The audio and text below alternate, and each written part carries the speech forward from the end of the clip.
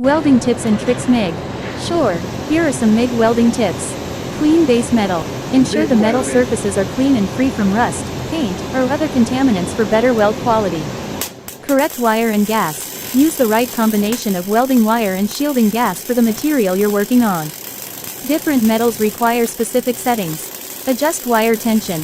Properly set the wire tension to avoid issues like bird nesting and ensure a smooth feed of the welding wire. Choose the right gun angle. Maintain a slight angle 10-15 degrees in the direction of travel for better penetration and a clean weld bead. Correct travel speed. Maintain a steady and consistent travel speed to achieve the desired weld bead appearance and penetration. Proper stick out. Follow the recommended electrode stick out the length of the wire from the contact tip for optimal performance. Shielding gas flow. Ensure the appropriate flow rate of shielding gas to protect the weld from atmospheric contamination.